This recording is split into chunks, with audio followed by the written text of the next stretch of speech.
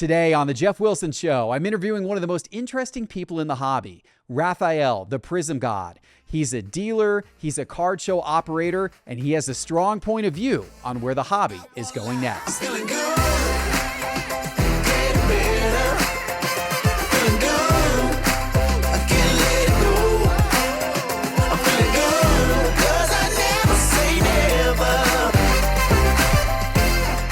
Hello, and here we go. Welcome to another episode of the Geoff Wilson Show.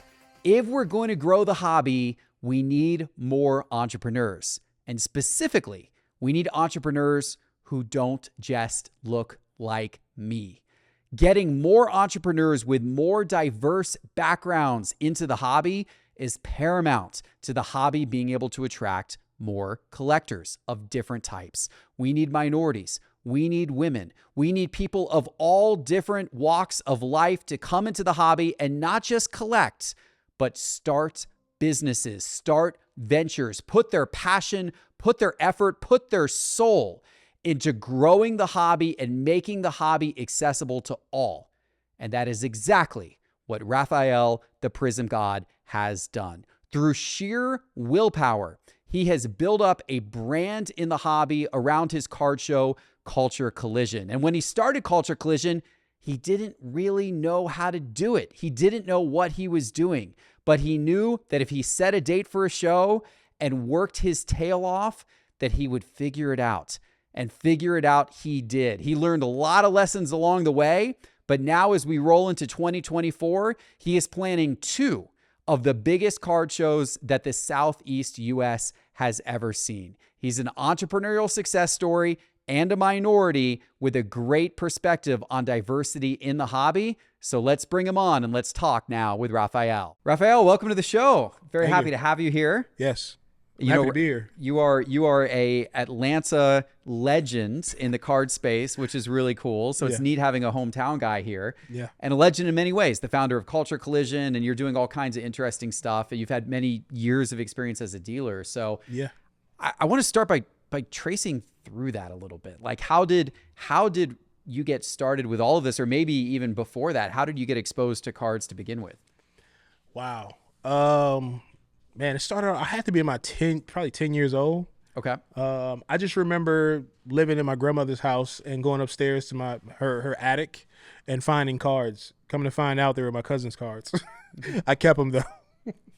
So I started out, I didn't know anything about cards at all. I just literally just went upstairs to my grandmother's attic, saw the cards, kept them, found out that they were not mine, and then they were my cousins. But by that time, I'd probably started selling a few off here and there.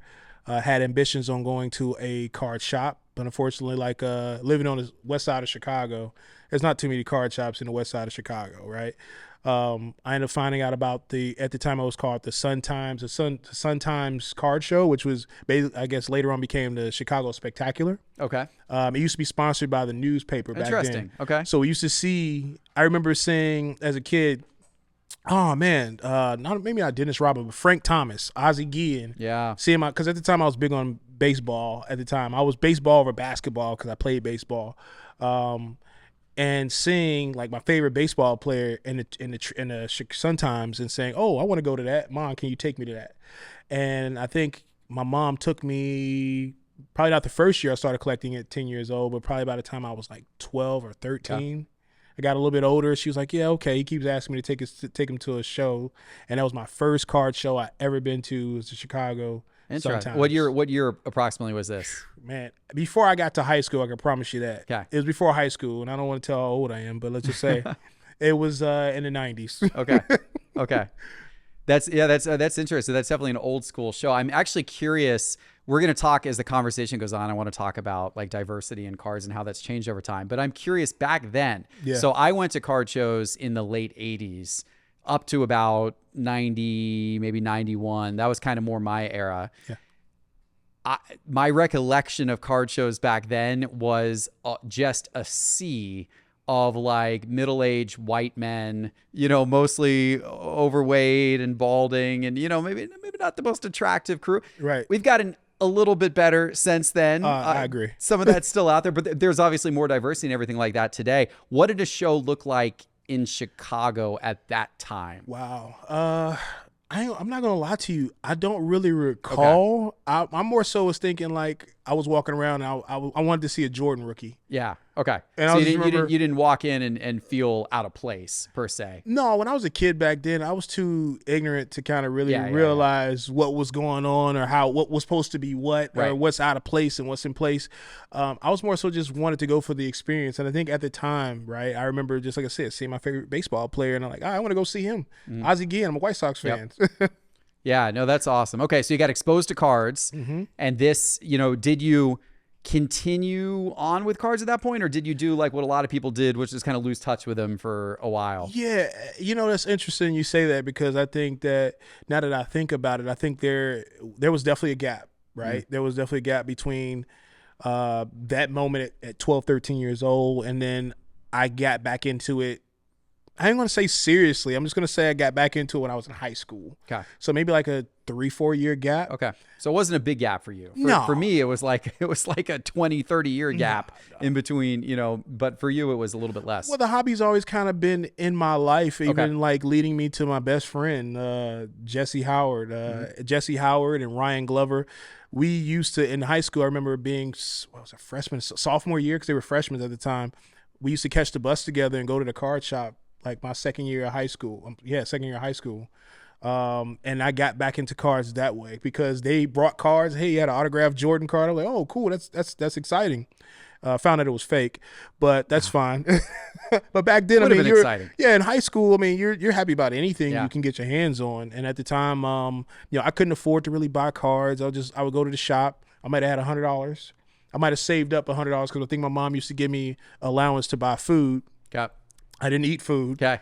Saved it, bought boxes, and I would back then I think Upper Deck was probably like $5 a pack or something like that. Yeah, super premium product for those days especially. That was it. I was trying to get that All-Star game jersey, and then come to find out the owner of the shop already pulled it, so it made me feel like, dang, I shouldn't have bought any boxes at all. But it was just a fun experience, man, back then. I just remember, I couldn't afford anything, but it was still fun. Yeah, yeah. So that's all. So you're more serious about it in high school, and then did you just kind of continue on as a collector throughout your life from there? Or? No, actually, I took a break again. So same guy. So my friend Jesse, I'm going to talk about Jesse a lot because Jesse's literally the reason why I got back into the hobby. That's my best friend. Rest in peace, Jesse Howard. He died during COVID, had a heart attack. One of my best friends growing up, he was the guy that pushed me to get back into the space. I remember in 2013, I want to say, he was telling me to buy Giannis cards. He was like, bro, just buy Giannis Prizm base cards. It's only $1. You can afford $1. And I'm like, I don't even know who Giannis is. Yeah, that was some good forecasting because Giannis wasn't super highly touted. He was, what is he, late teens, like draft pick 16 or something like that, I think. He was definitely a late pick. And at the time, I'm a homer. I'm a Bulls fan. And at that time, I was in college. So let me backtrack a little bit. So in high school, we did cards. By the time we got to college, I was another world. I already know, like I was women, school, in life, right? And then I got back into sports cards. He tried to get me back into sports cards around 2013. And I was just like, whatever. And I think, he told me to buy Giannis. I didn't buy Giannis at all. I bought Nikola Mirotic for the Bulls. Mirotic, okay. I bought him, and he told me to buy Rudy Gobert. He said, buy Rudy Gobert. His cards are cheap. Buy Kevin Love. His cards are cheap. Okay. So he did a lot of prospecting.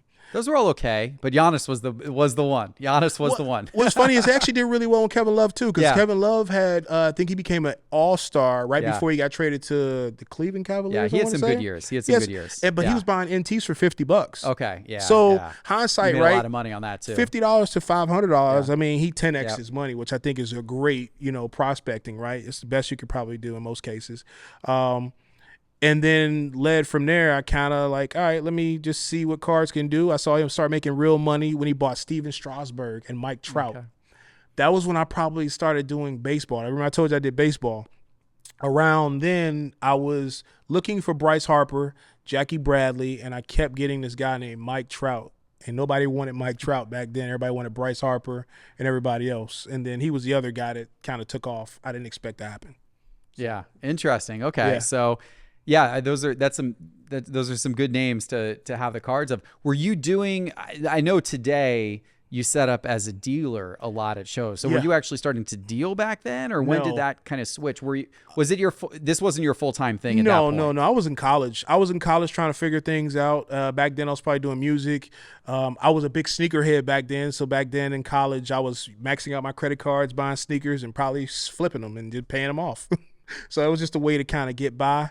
And then when I got to the point I don't think it really clicked for me for a while. So fast forward a little bit more, finished college, had my daughter, and then turned around and started pursuing music, believe it or not. Okay. I was a music producer for a long time. From 2006 to about 2011, I did music production for 5 years straight. Biggest production I ever did was on Mano's album, track number 12 with my cousin Mush Millions. We did a beat for Mano. That was the biggest placement I ever got. We got 40 grand, and I was like, I'm rich. Nice. And I was like, but I split it between me and my cousin, so it was basically the highlight of my whole career. And of course, you're working past that to figure out what's next, right? I end up not really doing well on the back end on doing music production, end up getting a full-time job. And then where I met my first wife, and it was just the worst. Well, I'm sorry, let me backtrack a little bit. I was working at T-Mobile, and I met my first wife around the time my brother passed away. Mm-hmm. And that's what led me into even getting married to begin with. And through that situation, I went on a down spiral. Spiral or whatever. Man, it was really tough. I was really depressed, drank a lot. It was really bad. It was a really tough time for me. I kind of talk about this a little bit on my YouTube, but it was the hobby kind of single-handedly saved me because it took me out of, because, when you're in a bad marriage or a bad relationship, and for the people that probably are listening or watching, right? If you're in a bad relationship, there's things that can help you. And it's, I focused on myself, God, and the hobby. Like literally, those are the three things I did. I went to church, I went to the gym, I worked out, and then I started going to card shows.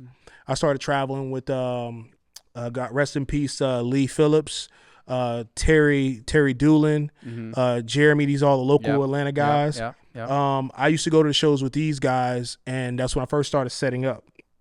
They were like, hey, look, I got a case and a table if you want to put a couple cards in. I didn't have enough inventory to really do anything, but that was really when I first started setting up around that time, and I just totally engulfed myself in cards. Mm-hmm.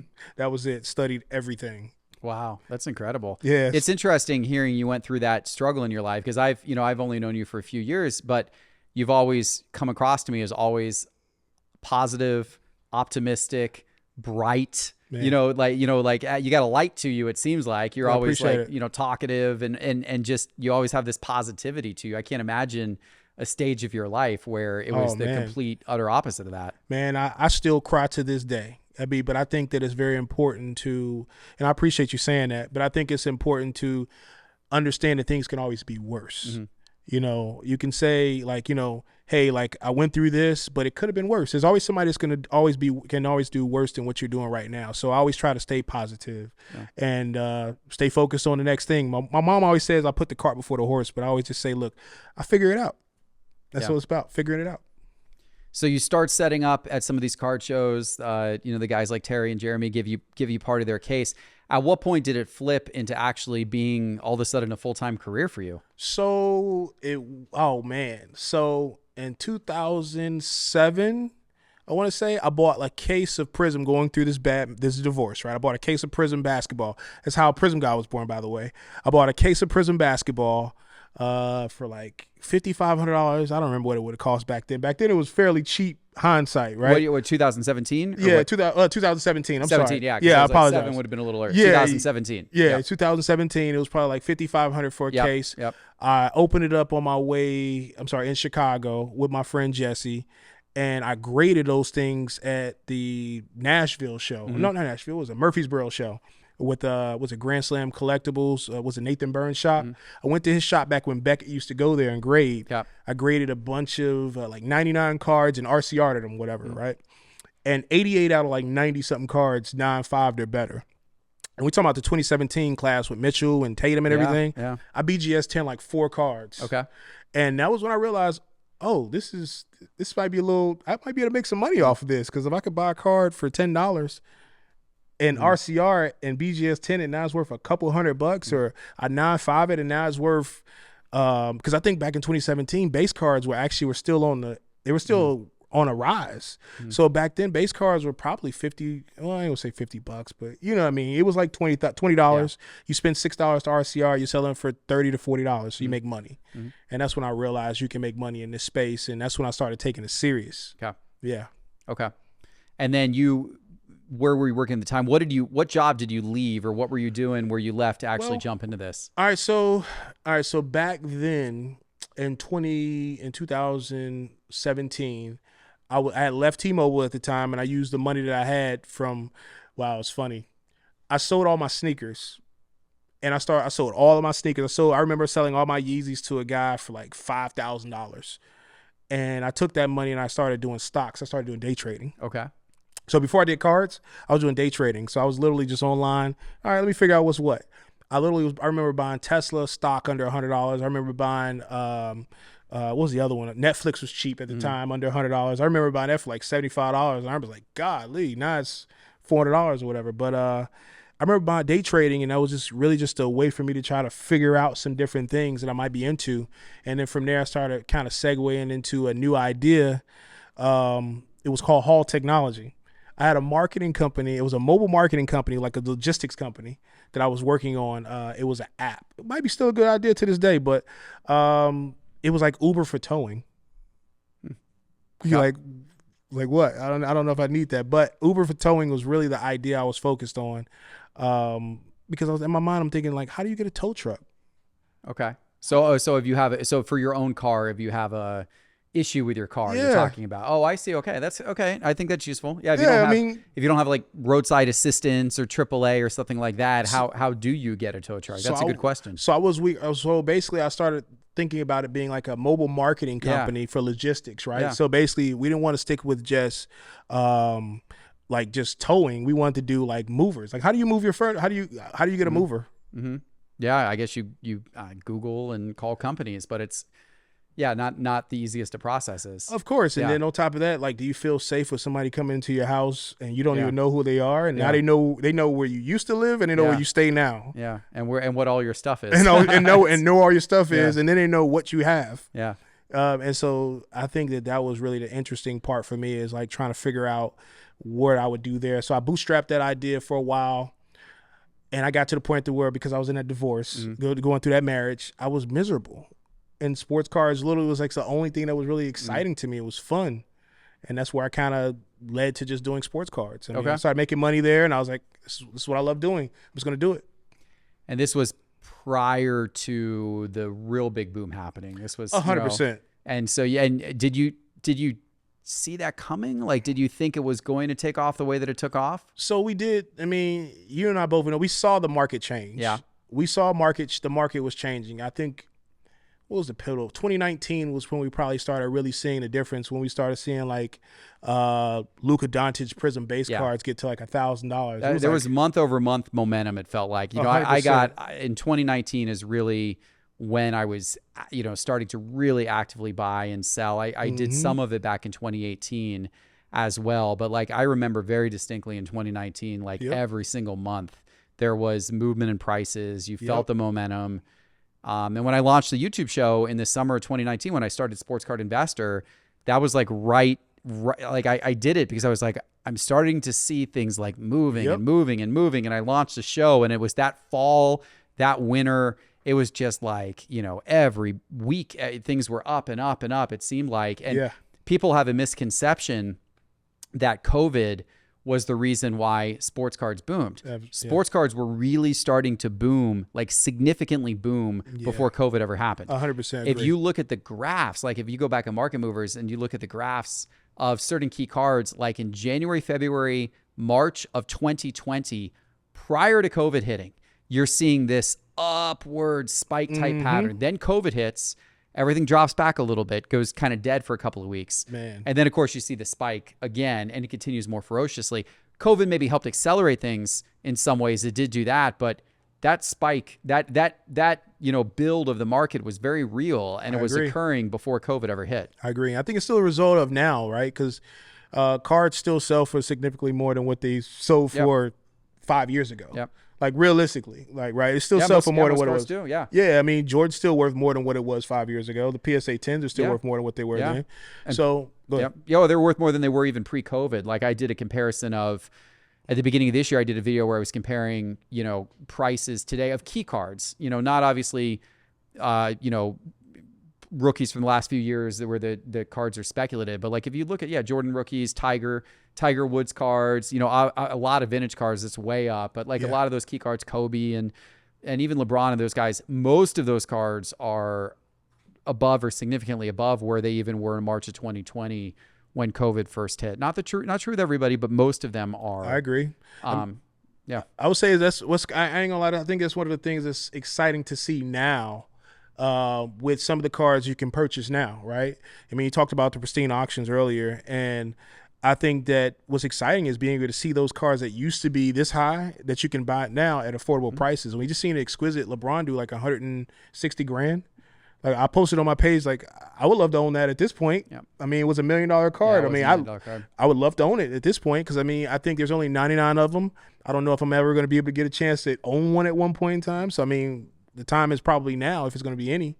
But I remember PSA 10s or 9.5 LeBrons being back in 2018 at the Chicago National. I think it's what it was. Chicago Nationals 2018, if I'm not mistaken, or was it Cleveland? I can't remember. They were like $700. And then now there's still more now. I mean, a 9.5 is like $2 grand. Back then it was $700. Yeah. It's still worth more than what it was back then. But I mean, even now, I think this stuff is definitely a buyer's market. Yeah.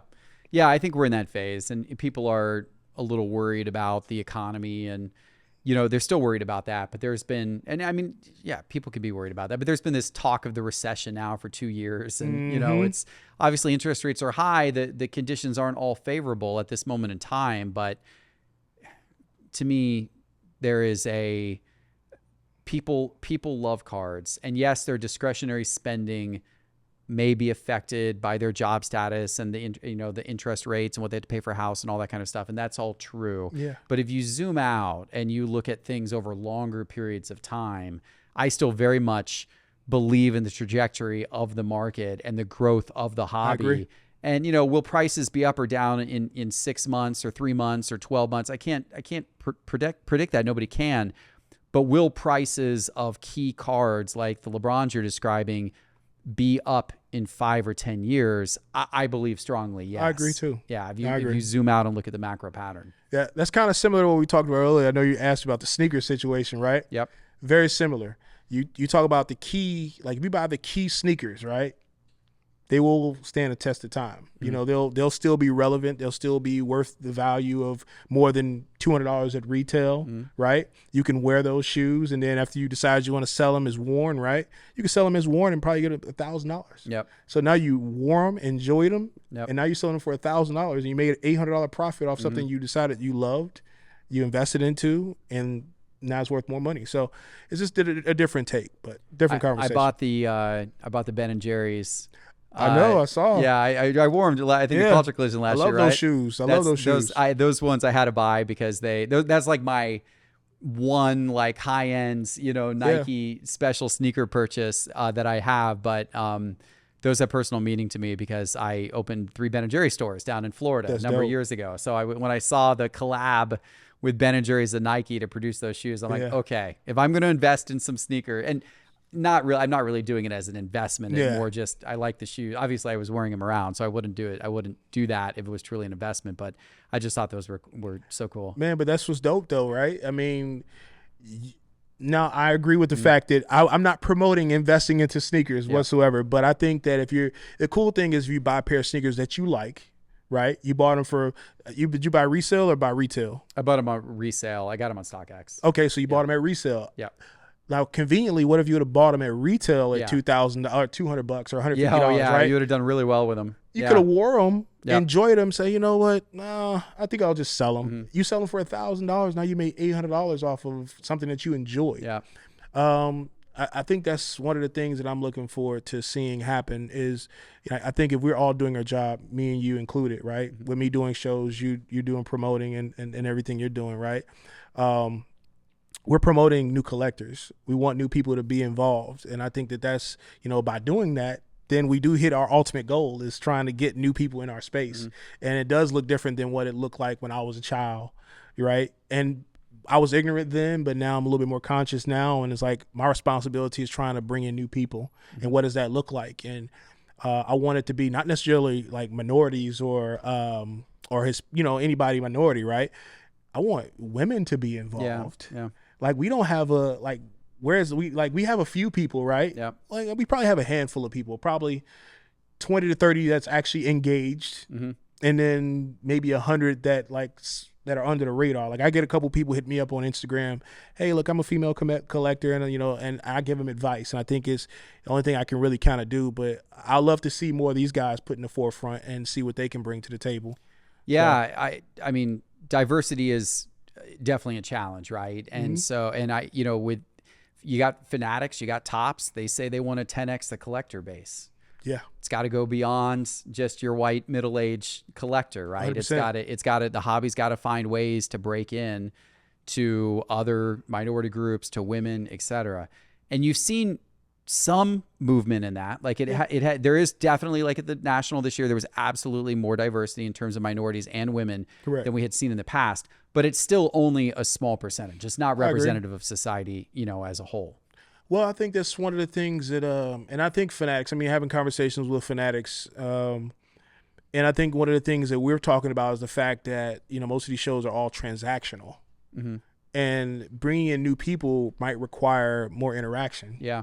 I don't know if you recall going to a show. I'm not going to, put you on blast, but if you ever go to a show before and you go up to a table and then people don't speak to you, mm-hmm. like that's like you're representing your brand, mm-hmm. you're representing your retail space, and most people don't even speak to you. Mm-hmm. Like I think you asked a question earlier, is like, what was things like back when I was younger in this space? And honestly, I think it was kind of cold. I felt like, and the whole Prizm Gawd brand was built off of showing people, hey, I can do this too. And I think that, in the beginning, if people that followed my page knew me personally, the people that didn't know me started following me off of what I was posting. And what I would post is a lot of the big cards that would come out. I was really aggressive about the cards that were out. I let it be known, hey, I'm here to buy nice stuff. And I have stuff on my table that I try to keep on my table because it's a different conversation. It's kind of like having a nice watch. Yep. People with nice watches talk to people with nice watches because they just like, hey, you got a nice watch, and it's where you get it from, and there's a conversation there. I think there's just something to be said in the same space with sports cards. If I had a table full of dollar cards, there's less conversation. It's okay, I'll buy it, it's whatever. But if it's something that's like you got a 9.5 or PSA 10 exquisite LeBron, that's an eye catcher. People are gonna come over and say, who is this guy can afford to sit on this card? Like, who are you? What do you do? It's a conversation piece. So, yeah. You've always had a nice selection of cards. I appreciate it, man. I bought very sad, by the way, that Kyle Trask has not gotten his chance, but Baker Mayfield looks good right now. So Kyle Trask may not get his chance, sadly. I thought he was going to get his chance this year for Tampa, but I bought the 1-of-1 Kyle Trask Stars and Stripes National Treasures RPI. Now, Kyle Trask is my boy because I'm a Florida Gator fan, and of course he was. That's more why I bought it. But I was also hoping and expecting, I think he's really got a shot in Tampa, and then that's going to make this card, coveted and sought after. Still could. Anything, injuries happen. Yeah, you never know what's going to happen. But you had that card. You've obviously had a lot of cards. What are some of I know you've had some cards that have obviously done really, really well for you where you've bet correctly. You also have had other cards, where you have made misses, right? Absolutely. Where you bought this card thinking this has got potential, and the situation goes in the opposite direction. It's happened obviously to all of us. Any that stand out kind of in your mind? Wow. One of my biggest deals was probably, I have two I'll mention.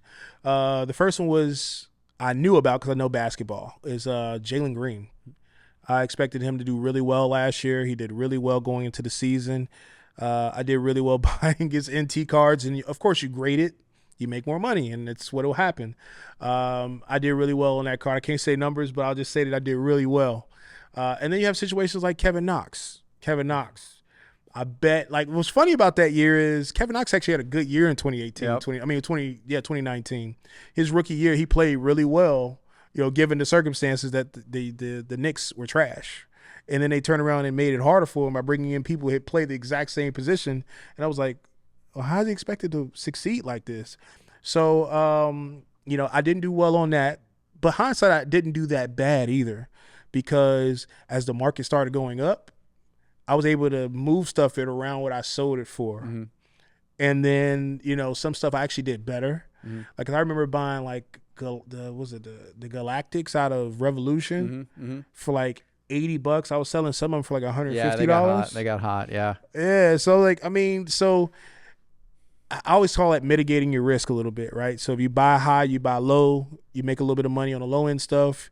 And then and then you hopefully you hit a home run or a grand slam with the bigger cards, which is what I did with the Jalen Green stuff last year. I ended up with like, man, I bought into him heavy. I bought 7 or 8 cracked ice. I only had 2 or 3 NTs, but I had one of his best NTs. I bought raw. It was his jersey number, National Treasures. I 9-5'd it, and I probably did like. I did like $100,000 trade, roughly, something like that, and that was probably the biggest play I've ever done. And the other one was Lewis Hamilton. Lewis Hamilton, F1. F1. Okay. I pivoted. I tried something different. So I say that to the people out there: don't be scared to try something different. Yep. Just do some research. The same numbers still apply. I called one of my friends like, "Hey, look, what do you think is Lewis Hamilton card?" He's like, "Hey, man, I'll, if you don't buy it, I'll buy it." I was like, "Okay, well, that means I probably should buy it then." So I bought it. I remember buying it for like $12,000 at the New York show. Like that show was really slow except for that one deal. Bought it for $12,000. Ended up trading it for a little bit over $30,000. Yeah, it's a nice deal. Absolutely, man. Yeah. So I mean, those are some of the bigger plays, but I've gotten better at prospecting and then just mitigating my risk a lot. I mean, but of course, when you're starting out, you don't do well at those things. But now it's a different space. I'm kind of turning more into a collector. Yep. I'm turning more into a collector. Like, I'll put stuff out now that I'm cool with keeping, and if I sell it, if I don't sell it, that's fine. If I keep it, I'm fine with that too. Yeah. Yeah, and let's try to stick with the general stuff. I guess I'm getting old in that way. Right. The chase is dying with me. But your approach now to the hobby from a business standpoint is changing from obviously kind of being a dealer and doing all these deals all the time. Yeah. To now growing your own card show. And Yeah. you started Culture Collision in, I guess, 2021, I think was your first Culture Collision. That's I correct. remember we set up there. Yep. And then you expanded it significantly the following year. Mm-hmm. And the next year, in 2022 was bigger, and 2023 was a nice size as well. And now we're going into 2024, and you've announced that next year in 2024 you're going to do the show twice. Yes. So you're turning Culture Collision into at least a twice a year show here in Atlanta. And for those out there who haven't been to Culture Collision, it's a significant show. Like, this is not just a small local show. It's a big room, a lot of dealers. You've got corporate sponsors. It's a big show. It's probably the biggest show in the Southeast U.S., I would believe, right? Yeah, it's really close. I mean, if not next year, for sure, we will be the largest show probably outside of the Nationals is the plan. Right. With the announcement of the second show, we're trying to expand to 800 vendors, which will push us about 130,000 square feet. Wow. Yeah, so we'll be a mega show hopefully by that time. Like Okay. I say, hopefully we will be by that time. What was your impetus for starting your own card show a few years ago? Because my wife told me that either I was going to open up a card shop or a card show. Okay. And for me, I just felt like doing a card shop, which is, it demanded me to be there all the time. Yep. Mm-hmm. and I didn't want to be there all the time. Yeah. Like, I enjoy traveling to different shows. I enjoy meeting new people. I enjoy the chase. Like, as I'm pivoting back, I still enjoy the chase. I love it, from that aspect. But, I learned a lot in these last 4 or 5 years through the grind of promoting a show, because it's not easy. That's why I always tell people, like, support your local shows. It's important that we continue to do those things. If you don't like it, work with the guys and change it. I think that there's nothing easy about this at all. You have to network with everybody. You have to talk to everybody. And it's an nonstop conversation from the minute you announce you have a show. Yeah, I can imagine. I mean, when you're doing a giant event like that, it's all got to come together for just a couple day period of time, and there's no missing the mark on anything, because it's all happening right at that moment, right? Absolutely. So I can only imagine the build up to that is pretty extreme. It is. I mean, so, like, it's funny because the first time we did, so my wife told me I was either going to do a card shop or a card show. That was probably in May. Mm-hmm. My wife told me, all right, so tell everybody a date you're going to do the show. I was like, all right, I'm going to do a show in July. I was like, what? A show in July? I was like, yeah, you sure? And then I remember having a conversation with my mom. She was like, well, how big do you want the show to be? She's like, 100 tables? I was like, nah, I'm going to do 600 tables. She was like, what? You're going to do 600 tables? You sure you don't want to crawl before you walk? Nah, I think I'm going to fill. I know at least 600 dealers. I'm going to sell 600 tables. All right, so first show, we competed versus Dallas. Yeah. That was really tough. But I was thankful, though, because that taught me a lot. It taught me not to give up. It taught me that, you can put anything you put your mind to. And the grind that I had to do that 90 days of putting that show together was like, you don't even understand. I was at a show every weekend, and sometimes I would leave that show to go to another show to promote at that other show, and pass out nonstop flyers everywhere. Then we had a street team too. we would walk around the city passing out flyers too. So it was just really like we were doing a lot that first show. And I think we have some behind the scenes stories, content and stuff like that. I remember filming you. We did some content too about the first Culture Collision show. Hopefully we'll reveal that information later on. But man, I just remember the grind of that. It was just crazy, and it's still a nonstop thing. So, but it's still fun. Yeah. So I'm curious, how many tables did there end up being? Your goal was 600. All right. You only had 90 days to pull it off, and you were competing against the Dallas Card Show, man. being scheduled for the exact same weekend. Oh my goodness gracious! All right, so we did we wanted 600 tables. Unfortunately, the venue could not fit 600 tables. Right. And we were plotting for 400. Okay. And we end up selling like 385. Okay. Well, that's still damn good for a show with 90 days notice for the first time ever in a city that hasn't had many big shows. And I'm so thankful because we had like 6 sponsors that first show. Mm-hmm. And like, and I'm thankful for companies like, well, I don't know if you want me to say it or not, but companies like Alt. They literally was the first ones to I remember having a meeting with Lior, and he was just like, man, I really love what you're trying to do, and I love the energy you're trying to put together. And I was just like, man, so thankful for people like him to say that, and then be totally supportive. And then you guys were there as well. Mm-hmm. So, I mean, we had a lot of support, and those are people I love now. I try to, continue to work with those people. But it was just one of those things where it was just really stressful, man. We did 385 tables. We had about 4,000 people come to that first show, and I didn't know what I was doing. Mm-hmm. I had no clue what I was doing. I just had a bunch of energy, bunch of ideas. At the time, my partner was Charlie. Shout out to Charlie, good guy. And we were bouncing ideas off each other, and I wanted to go left. He was like, man, I think we should just stick with this. And I was like, man, I really just want to fly. I just want some wings, man. I want to fly. I want to just take this thing to the next level. And that's where my mind was at. And that's what we led to the second show. Me and my wife just pretty much gave me the keys, was like, do what you want to do. It was like, do whatever you want to do. And that was the second phase of Culture Collision. And then next year we'll see the third phase, which will be that 800 table show. I'm pretty excited about that. I mean, it's a challenge, but like any challenge, I mean, I'm always, it's the grind, it's the fun part of it, which is why I'm segueing away from being a vendor as much and kind of like focusing on the buy, sell, trade, because I don't want to deal with the aspect of prospecting and buying a card knowing that I should be focused on the show, right?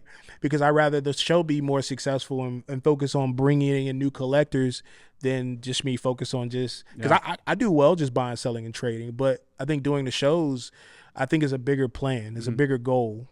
So that's what my passion is now. Well, ultimately, it's going to have a bigger impact on the hobby as a whole. I agree. I was, when you first told me about Culture Collision and when you were putting it together back in 2021, I was excited for Atlanta to have a show like that because Atlanta didn't have that. And I wanted to see the collector community grow and thrive in Atlanta, just like it has in many other parts of the country. And I felt like Atlanta needed this type of show to help.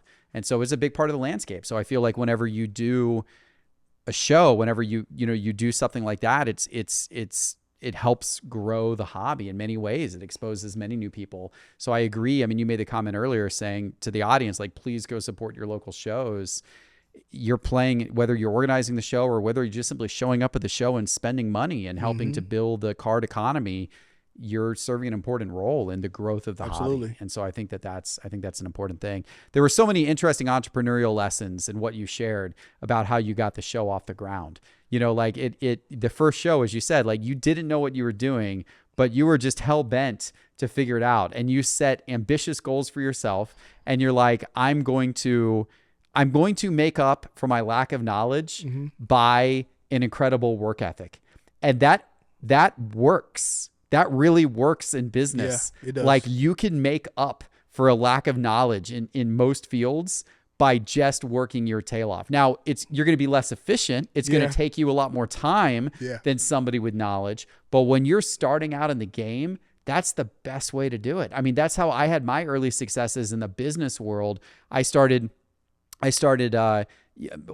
agency 352. I started it while I was in college.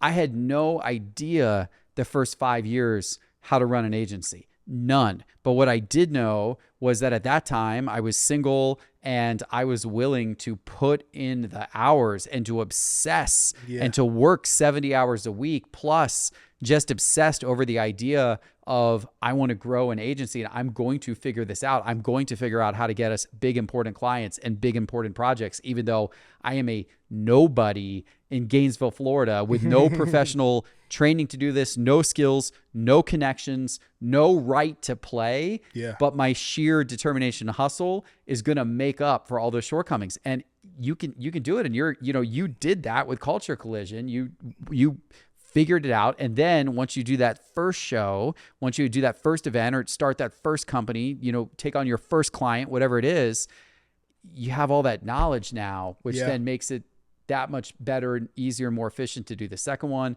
and the third one and the fourth one. It allows you to grow and get better. Yeah, no, you hit it on the head. I mean, it's funny you say the word obsessed, and that's definitely who you have to be when you're doing anything. And I think when that switch finally got clicked on for the hobby, I got obsessed with the hobby. I looked at analytics. I looked at what was going on. I think for me, I started looking at shows. It's like, man, this could be so much better. Like, I don't know, it just can be so much better. Like, I'm enjoying myself, right? I am still enjoying myself. I get to hang out with my friends. I get to make money.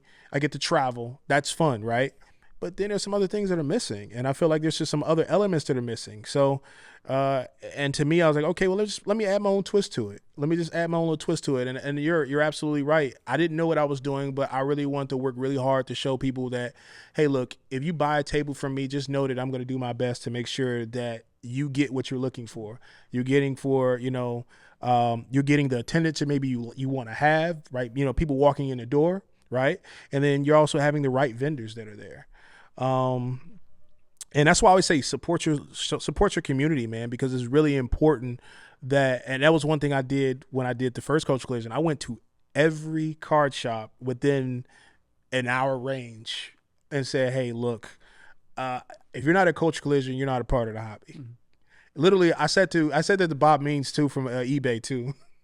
It was really funny because we were at the Nationals. I was like, bro, if you're not at Culture Collision, you're not a part of the hobby. He was like, what do you mean? I was like, bro, you only come to the Nationals. That's not a part of the hobby. That's just one show. And you got him there. They had a big setup, I think, the second time you did it. Exactly. So at that point in time, like, but that's the buy-in, right? We need people, and that's the thing. We need people to buy into what we're trying to do. Is like either you want the hobby to grow or you don't want the hobby to grow. But if you want the hobby to grow, right, it's going to take more money. Yep. It's going to take change. It's going to take creative people. And, because I think that unfortunately in some way, form, or fashion, like a lot of people was kind of like did cash grabs. Like my first show, I'm not going to lie to you. My first show, we really didn't make anything, but it wasn't about that for me. It was about the passion of me trying to create something new, something fun, something organic. And like, I think I used to use this slogan of "We are the hobby." And what that meant to me was that it was not the person or the promoter that really makes any show special. It's the community and the people that supported it to make it special. So Atlanta wanted Atlanta to succeed. I mean, that's why Atlanta succeeded. Yep. You know what I'm saying? You wanted it to succeed. So that's why it succeeded. And the local shops that were supporting, they all wanted it to succeed as well. And that's why it's a success.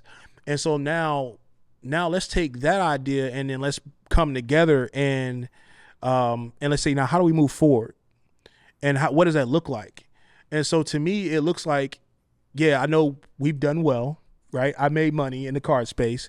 Now, how do I do myself? I feel like we do ourselves a disservice by not reinvesting into the community that we've done well in. And so by doing that, that's why you see me spend money on bringing in artists. Yep. Bringing in like we have hosts for the show. We do giveaways. Yep. You You guys have helped with the contributor of giveaways. So it's like we do all these different things to give back to the community that we've done well in. And that's important, right? Because we don't want people, even if they're new, to feel priced out. Oh, I bought a ticket, but I can't afford none of the cards. Yeah. But wouldn't it be cool if they won a card for free, or they got a chance to interact with somebody, their favorite celebrity? I think we talked about it earlier with the Fanatic situation. These are new experiences that are going to happen. Whether Fanatics ultimately they want it to happen, that we're going to start seeing the interactions. I think at that second Coach Collision you're referring to with eBay, they brought in a couple athletes and they were just walking around the show casually. Michael Vick was just walking around the show casually, and those are cool experiences that. I think are missing, that the intimacy, so, it's just fun to really see these things starting to take place and where we're going. Yeah. It's going to be exciting to watch. This has been a fun conversation, Raphael. I appreciate it. Before we wrap up, my last question is where do you want to see this all go? Like, where do you want Raphael and the Prizm Gawd brand and the Culture Collision brand? Yeah. Where do you want to be in 5 years with all of this? Well, Prizm Gawd was just a name, so I'm not going to say it's not about Prizm Gawd anymore. It's about Culture Collision for me. Ultimately, I want to see us be the largest sports card event in the nation, and that's where we're headed, and that's where we're going to go. Wow, that's bold. I like it, but you were bold when you decided to do it to begin with 90 days notice and get a ton of tables there. You were bold and you set out and you worked your tail off to make it happen. That's a big statement, but you got 5 years now to work your tail off and to make it happen. It's all right. We're going to be there. We're going to be there, awesome. Man. I love it. This has been a fun conversation, Raphael. Thanks for coming on the Geoff Wilson Show. Appreciate you, brother. It's been a pleasure to have you. Absolutely. Thank you. Yeah, appreciate it. And thank you guys out there for watching. If you enjoyed the show, make sure to like and subscribe. And don't forget, you can also get the show. It's available in podcast form on Apple Podcasts and on Spotify. So make sure to subscribe to the podcast, as well as on YouTube on the Geoff Wilson Show for the full-length episodes. We appreciate you guys watching. We'll see you next time. Take care.